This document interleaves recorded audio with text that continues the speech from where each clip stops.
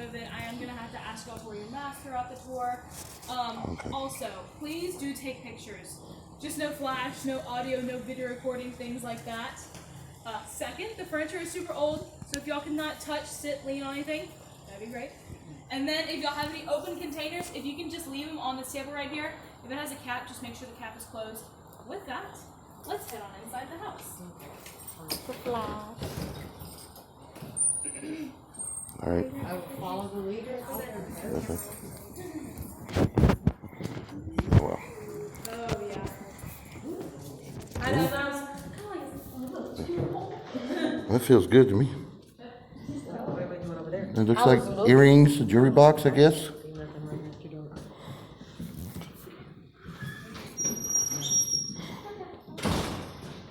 Alright, so I'm going to come down here and get started. But surprisingly, our story does not start in Louisiana. It actually starts up in western Pennsylvania in the year 1791 with this gentleman right here, General David Bradford. Now, he is retired from the Continental Army, but he is branded a traitor because of his role in the Whiskey Rebellion. This is his wanted poster, by the way. It's pretty cool. But he flees down here to Spanish territory, so welcome to Florida, everybody, for the time being. The nice humid tropics. It's a little hot for November, but Louisiana. He comes down here, purchases 650 acres for $1.25 an acre. Wow. Yeah, I know, right? What's it worth? What's it worth now? Yeah. He builds a general store, lives in it, which is what you purchased your tickets checked in at, while he's building the main house behind this wall. It's called a saddleback house, and it has 4 rooms downstairs, 4 rooms upstairs with a staircase in the middle. Now, whenever John Adams is elected president, he pardons all the leaders of the Whiskey Rebellion.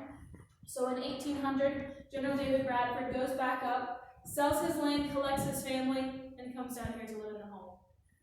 Now he has a daughter, her name is Sarah Matilda, and she is a ripe age of 14 years old, like practically an old lady at the time. So he's like, I gotta secure her future. And what better way to do that than to marry her off to his old-time business partner? Notice I said old time. His lovely, handsome devil. I like to call him Dracula.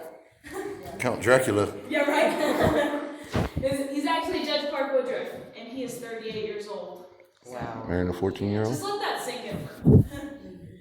They wait 2 years to get married. When she's 16, he's 40. And thank God General David Bradford did that because he dies a few years later of natural causes. The plantation goes to his wife Elizabeth. It's not really common for a woman to run a plantation during that time.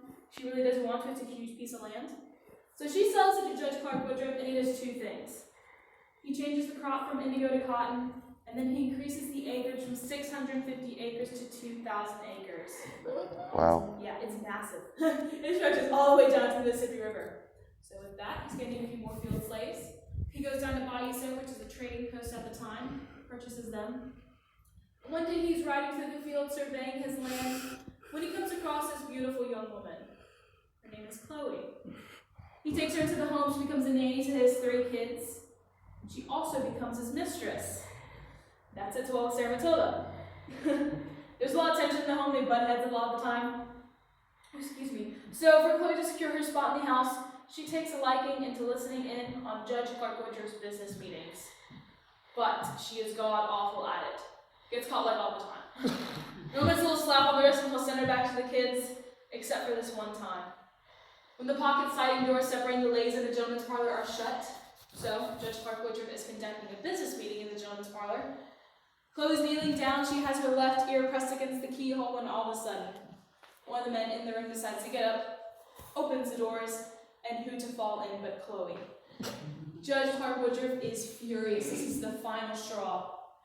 He drags her out to the courtyard and cuts off her left earlobe. But that's not big enough punishment. He sends her to work in the kitchens. And the kitchens are a terrible place to work in. Because it's away from the cool house, away from the kids. There's an open fire 24/7. So you can imagine, on a hot Louisiana day, long sleeves. Yeah. I mean, I'm dying in 75-degree weather. Yeah, I don't blame her. I don't want to be there either. So, for Chloe to get back into the good graces of the judge, 2 kids have a birthday coming up, and she offers to bake them a cake. And she's going to add in a secret ingredient into this cake, just a little something to make the kids ill during the night. So whenever they call out for somebody, they're going to call out for Chloe instead of their own mother. And this is the secret ingredient. Does anybody know what this loving plant is? I do not. Sounds like it looked like aloe at first. It is oleander. Still grows on the property today. And 1 to 2 of these leaves can kill a full-grown horse in under 2 hours. What is it called? Ileander? Oleander. Oleander. Yep. Very important. But Chloe not knowing I never heard of it. Yeah, wow. Chloe not knowing that. Plant some at the house. She grabs a whole handful. She boils it down, and when you boil oleander down, it has arsenic properties in it. Not a good thing for a cake. She Put that pours in the that house water and into gravy? the batter, mixes it up, serves it to Sarah Matilda and the 2 kids. I said they had 3. 1 is much younger at the time, so too much sugar for that time of night. So she's in bed. And Judge Clark Woodruff is away on a business trip. So, it'll get to a really lovely poison cake. But they eat it.